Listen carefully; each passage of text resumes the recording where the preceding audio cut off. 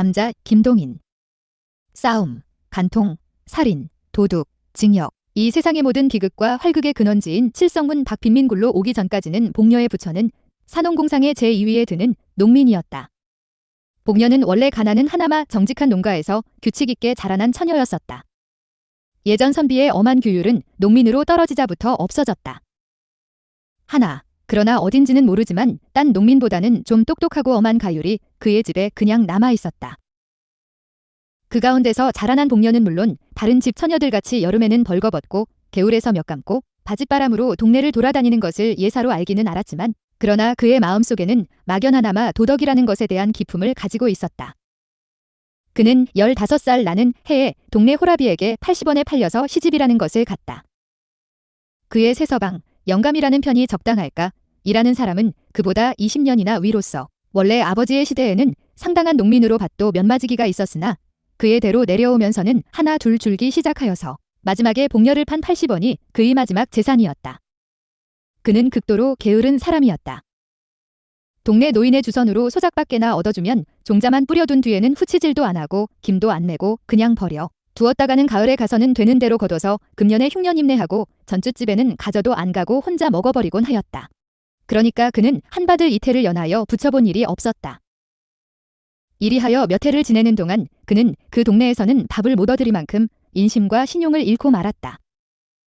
복녀가 시집을 온 지 한 3, 4년 은장인의 덕으로 이렁저렁 지내갔으나 예전 선비의 꼬리인 장인도 차마 사위를 믿게 보기 시작하였다. 그들은 처가에까지 신용을 잃게 되었다. 그들 부처는 여러 가지로에 논하다가 할 일 없이 평양성안으로 맞벌이로 들어왔다. 그러나 게으른 그에게는 맞벌이나마 역시 되지 않았다. 하루 종일 기재를 지고 연광정에 가서 대동강만 내려다보고 있으니 어찌 맞벌이인들 될까? 한 서너 달 맞벌이를 하다가 그들은 요행 어떤 집 막간, 행랑, 사리로 들어가게 되었다. 그러나 그 집에서도 얼마 안 되어 쫓겨나왔다. 복녀는 부지런히 주인집 일을 보았지만 남편의 게으름은 어찌할 수가 없었다. 만날 복녀는 눈에 칼을 세워가지고 남편을 채근하였지만 그의 게으른 버르든 개를 줄 수는 없었다. 뱃섬 좀 치워 달라우요. 남 졸음 오는데 님자 치우시관, 내가 치우나요. 20년이나 밥을 처먹고 그걸 못 치워. 에이구 칵 죽구나 말디. 인연 뭘. 이러한 싸움이 그치지 않다가 마침내 그 집에서도 쫓겨나왔다. 이젠 어디로 가나?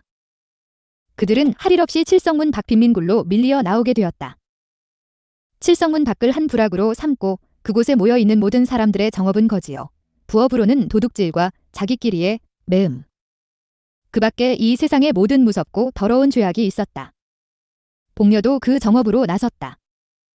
그러나 19살의 한창 좋은 나이의 여편네에게는 누가 밥인들 잘 줄까? 젊은 거의 거랑질은 왜?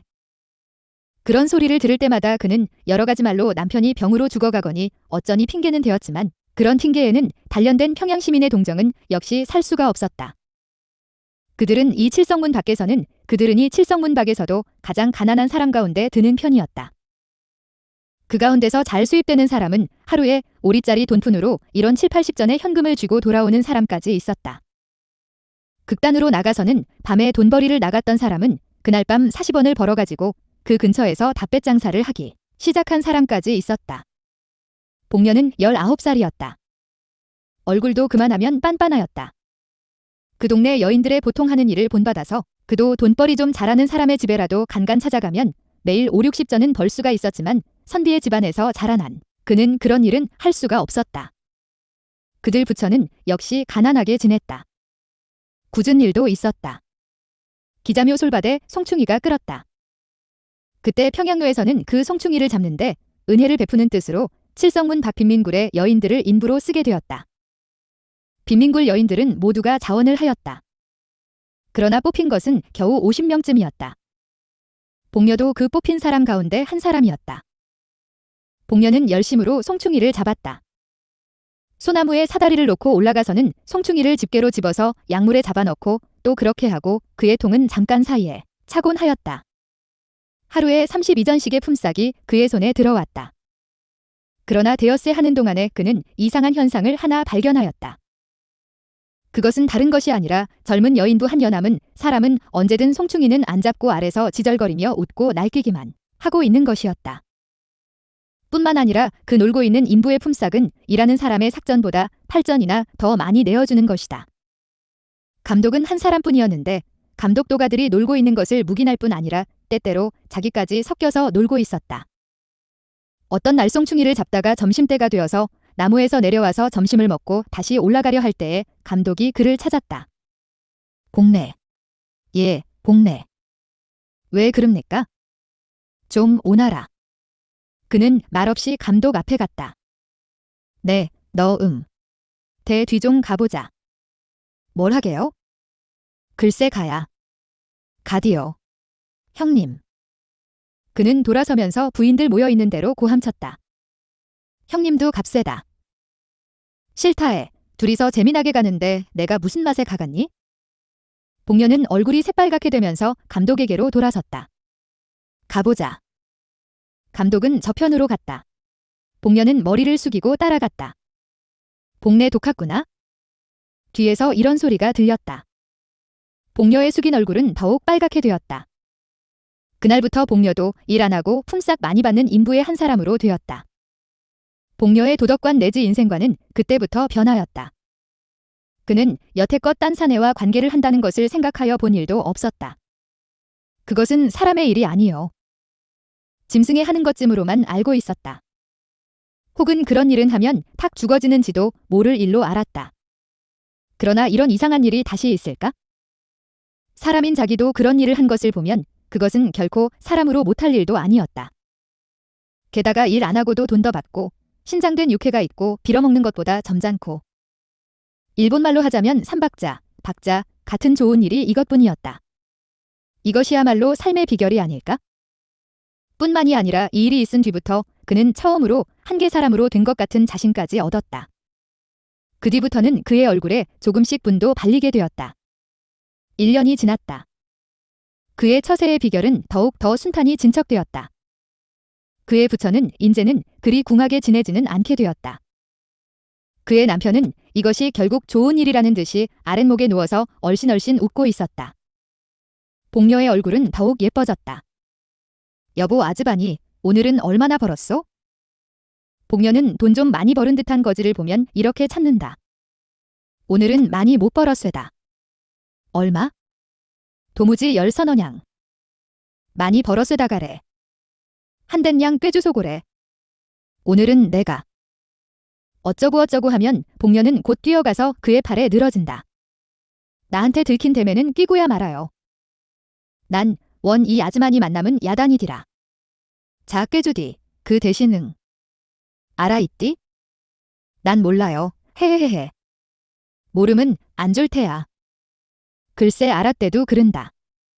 그의 성격은 이만큼 진보되었다. 가을이 되었다. 칠성문 밖 빈민굴의 여인들은 가을이 되면 칠성문 밖에 있는 중국인의 채마밭에 감자, 고구마, 며 배추를 도둑질하러 밤에 바구니를 가지고 간다.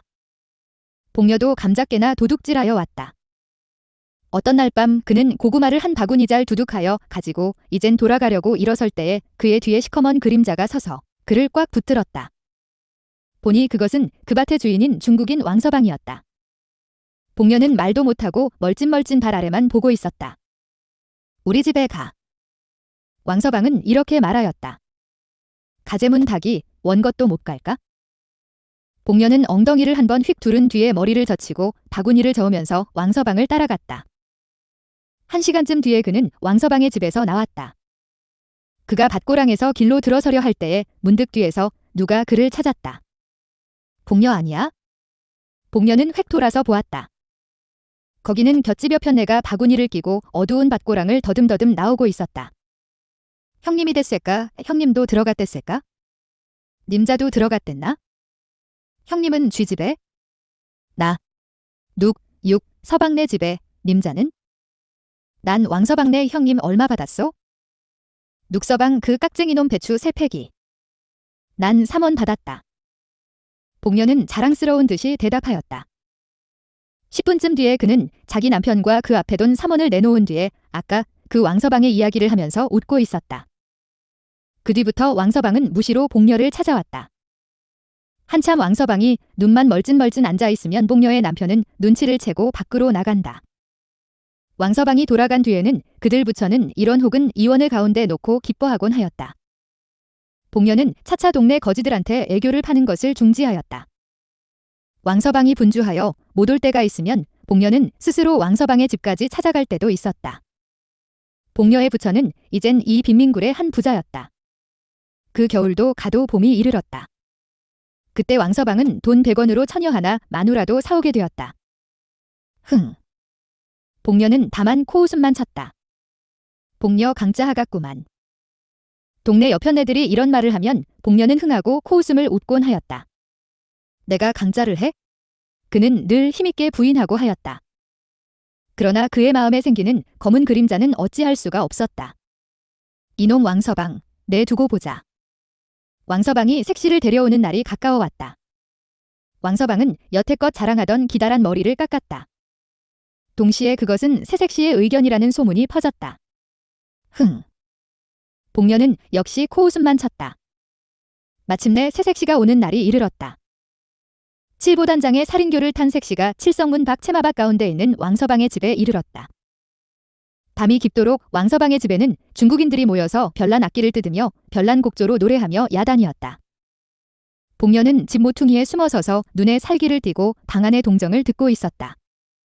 다른 중국인들은 새벽 2시쯤 하여 돌아갔다. 그 돌아가는 것을 보면서 복녀는 왕서방의 집 안에 들어갔다. 복녀의 얼굴에는 분이 하얗게 발리어 있었다. 신랑 신부는 놀라서 그를 쳐다보았다. 그것을 무서운 눈으로 흘겨보면서 그는 왕서방에게 가서 팔을 잡고 늘어졌다. 그의 입에서는 이상한 웃음이 흘렀다. 자, 우리 집으로 가요. 왕서방은 아무 말도 못하였다. 눈만 정처 없이 두룩두룩하였다. 복녀는 다시 한번 왕서방을 흔들었다.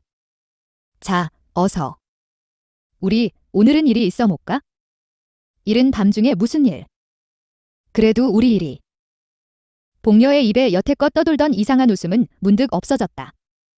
이까짓 것. 그는 발을 들어서 치장한 신부의 머리를 찼다. 자, 가자우, 가자우. 왕서방은 와들와들 떨었다. 왕서방은 복녀의 손을 뿌리쳤다. 복녀는 쓰러졌다. 그러나 곧 일어섰다. 그가 다시 일어설 때는 그의 손에 얼른얼른하는 나디 한 자루 들리어 있었다. 이 되놈 죽어라. 이놈, 나 때렸니? 이놈아. 아이고 사람 죽이누나. 그는 목을 놓고 쳐울면서 낫을 휘둘렀다. 칠성문 밖에 따른 밭가운데 홀로 서 있는 왕서방의 집에서는 일장의 활극이 일어났다. 그러나 그 활극도 곧 잠잠하게 되었다. 복녀의 손에 들리어 있던 낫은 어느덧 왕서방의 손으로 넘어가고 복녀는 목으로 피를 쏟으며 그 자리에 고꾸라져 있었다. 복녀의 송장은 사흘이 지나도록 무덤으로 못 갔다. 왕서방은 몇 번을 복녀의 남편을 찾아갔다. 복녀의 남편도 때때로 왕서방을 찾아갔다. 둘의 사이에는 무슨 교섭하는 일이 있었다. 사흘이 지났다. 밤중 복녀의 시체는 왕서방의 집에서 남편의 집으로 옮겨졌다. 그리고 시체에는 세 사람이 둘러앉았다. 한 사람은 복녀의 남편, 한 사람은 왕서방, 또 한 사람은 어떤 한방의사. 왕서방은 말없이 돈주머니를 꺼내어 10원짜리 지폐 석 장을 복녀의 남편에게 주었다. 한방의사의 손에도 10원짜리 2장이 갔다. 이튿날 복녀는 뇌일혈로 죽었다는 한방의의 진단으로 공동묘지로 실려갔다.